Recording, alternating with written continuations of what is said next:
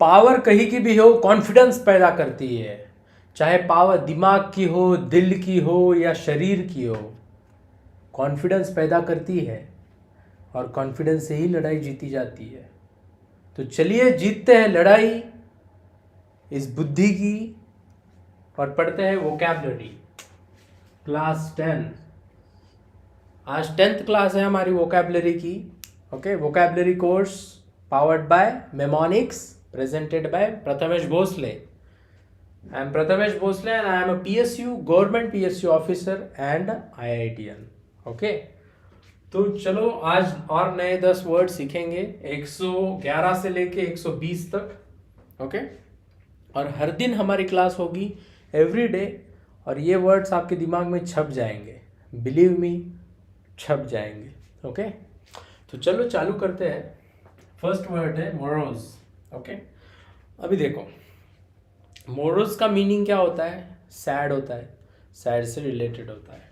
Okay, तो इसको कैसे याद करना है देखो, और इसका डीप मीनिंग आपको देखना है तो टेम्पररी आपको ये ऊपर सुपरफिशियल मीनिंग पता होना चाहिए सैड।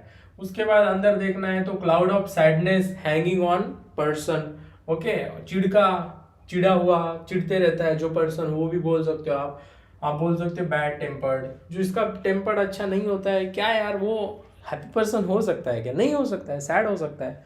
ओके, तो मोरोज को किस तरह से याद करना है बेटा?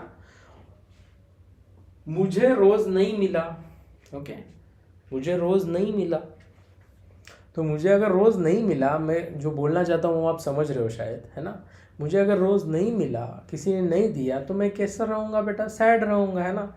तो मुझे अगर रोज नहीं मिला तो मैं मोरोज रहूँगा, मतलब सैड रहूँगा, मैं चिड़चिड़ा रहूँगा, मेरा टेम्पर अच्छा नहीं होगा। ओके, मैं घर पे आके चिड़चिड़ करूँगा, मेरे दिमाग के ऊपर बादल होगा चिड़चिड़ाहट का। ओके, उसके बाद नेक्स्ट वर्ड आता है बेटा मेलंचोली।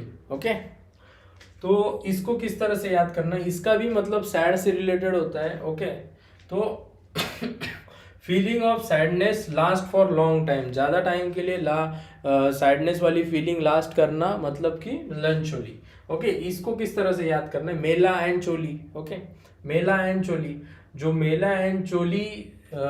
मेला एंड चोली में रहता है वो किस तरह का बंदा होगा बेटा? सैड ही बंदा होगा, है ना? वो अच्छी जगह पे नहीं रहता है, बहुत बड़े बड़े फ्लैट में नहीं रहता है। इस तरह से भी आप याद कर सकते हो, है ना? दूसरा तरीका याद करने का, और एक तरीका बताता हूँ।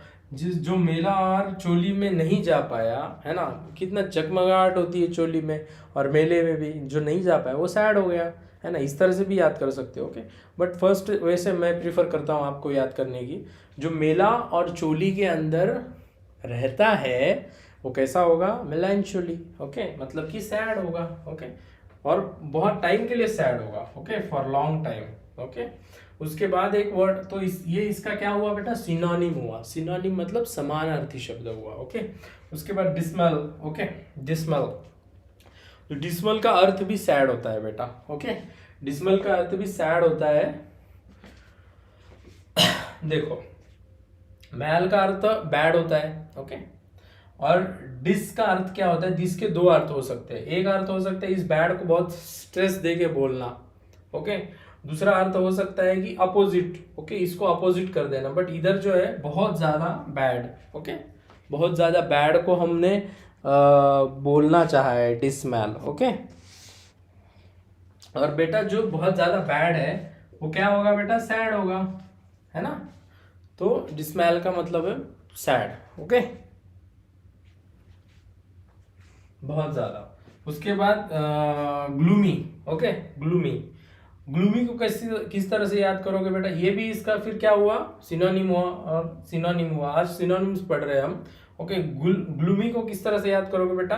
ओके, ग्लूमी का भी अर्थ सैड होता है। ओके, इसको गुलामी की तरह याद करो, गुलामी। ओके, गुलामी, तो गुलामी किस तरह से होती है? गुलामी, आपके ऊपर गुलामी हो रही है, क्या आपको अच्छा लगेगा? नहीं लगेगा, आपको सैड फील होगा। ओके, तो गुलामी का मतलब भी क्या होगा बेटा? सैड होगा। ओके, चलो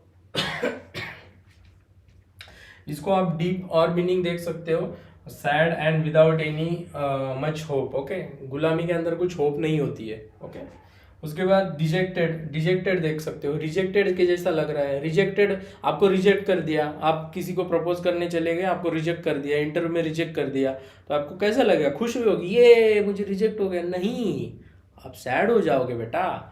तो सैड हो जाए मतलब सच में जब भी किसी का इंटरव्यू में सिलेक्शन नहीं होता है, लड़की ने प्रपोजल रिजेक्ट कर दिया, तो आप सैड हो जाते हो। ओके, तो इसको बोलेंगे सैड। ओके, वेरी अनहैप्पी, बहुत ज़्यादा सैड। ओके, बहुत ज़्यादा सैड होते हैं, कभी कभी लोग रोते भी है। ओके, तो चलो उसके बाद एक वर्ड आता है बिलत। ओके, बिलत। ओके, तो इसको किस तरह से याद करना है बेटा? देखो, बिलत मतलब इसका अपोजिट होता है। ये जो इतने वर्ड्स थे, ये सारे के सारे वर्ड्स सिनोनिम्स थे। ओके, ये इसका एंटोनिम है। ओके, तो इसको किस तरह से याद करना है? मतलब हैप्पी होगा। ओके, बिल ते, बिल ते। ओके, बिल उसने दे दिया। ओके, बिल ते मतलब वो देने वाला है। ओके, तो बिल उसने दे दिया, बिल उसने दे दिया मतलब कि बिल मेरे को नहीं देना पड़ेगा। ओके, तो इसका मतलब भी हैप्पी हो जाऊंगा मैं। ओके, तो इस तरह से इसको याद करना है, बिलेट को। ओके, उसके बाद डेस्पोडेंट। ओके, डेस्पोडेंट, डेस्पोडेंट। ओके, डेस्पोडेंट का मतलब क्या होता है बेटा? देखो, इसको पढ़ो, डेस्पो, डेस्पो, डेस्पो मतलब पता है ना आपको? डेस्परेटेड। ओके, डेस्परेटेड, किसी भी तरह से मुझे ये चाहिए। लड़के लड़कियों के लिए डेस्परेटेड होते हैं, है ना? मुझे लड़की चाहिए यार, मुझे बंदी ही नहीं मिल रही, ऐसा बोलते हैं बंदे। ओके, तो ऐसे बंदे कैसे होते हैं बेटा? सैड होते हैं। ओके, सैड होते हैं, विदाउट एनी होप होते हैं। ओके, तो आप आज थोड़ी तबीयत खराब है मेरी, तो बेयर विथ मी। ओके, मेरा वॉइस थोड़ा कम है इस वजह से। तो डेस्पोडेंट किस तरह के बंदे हुए बेटा? जो सैड है। ओके, तो इसको आप मर्की भी बोल सकते हैं। हमने पिछले लेक्चर में पढ़ा था, मर्की का मीनिंग फैंट होता है, डार्क होता है, सैड भी होता है। ओके, उसके बाद एक ये 3 वर्ड आता है। ओके, तो ये 3 वर्ड क्या है देखते हैं अपन। इसके सबसे ऊपर वाला वर्ड है करेस, करेस। ओके, तो इसको क्या मीनिंग है? क्या मीनिंग है इसका? करेस का प्यार करना, लाड़ प्यार करना। ओके, अच्छे से प्रेमळ तरीके से स्पर्श करना। ओके, तो देखो, कार एस। ओके, मेरे को एक बात बताओ, ध्यान से सोचो मैं जो बोल रहा हूँ। पर्सन को, किसी भी व्यक्ति को अपनी जिंदगी के अंदर सबसे ज़्यादा प्रेम किससे होता है? मटेरियलिस्टिक चीज़ों में। ओके, मटेरियलिस्टिक चीज़ों में, इंसान की बात नहीं कर रहा हूँ। घर से होता है, घर से। Yes, yes sir. सेकंड किससे होता है? कार से होता है बेटा। तो देखो, कार से इस तरीके से प्रेम किया मैंने, करेस होके प्रेम किया मैंने। ओके, कार से मैं करेस होके प्रेम करता हूँ, कार से इस। ओके, तो कार से बहुत प्रेम करते हैं अपन, है क्या? तो उस तरह से आप ये वर्ड को याद कर सकते हो। ओके, तो उसके बाद फंडल, फंडल एक वर्ड आता है। फंडल का भी मतलब होता है कि प्रेम से स्पर्श करना। ओके, प्रेम से स्पर्श करना। स्पर्श आपका प्रेमळ भी हो सकता है और सेक्सुअल भी हो सकता है। ओके, इस तरह का इसका मीनिंग है। फंडल को आप इस तरह से याद कर सकते हो, बॉन्डल की तरह। ओके, बॉन्डल, और बॉन्डल मतलब क्या? बॉन्डल को फर्दर याद करना है बॉन्ड की तरह। बॉन्ड मतलब क्या होता है? फर्दर याद करना है प्यार की तरह। तो इसका मतलब फंडल का मतलब होता है प्यार। ओके, प्यार भी कौन सा प्यार? लवेबल और सेक्सुअल टच वाला। उसके बाद लास्ट वर्ड आता है, आज का लास्ट वर्ड है बेटा, कडल। Okay, cuddle. आप में से बहुत सारे लोग प्रेमी प्रेमिकाएं होंगे, है ना? उन्होंने तो ये वर्ड सुना होगा, बट जो सिंगल लोग हैं जिनने नहीं सुना है उनको बता देता हूँ।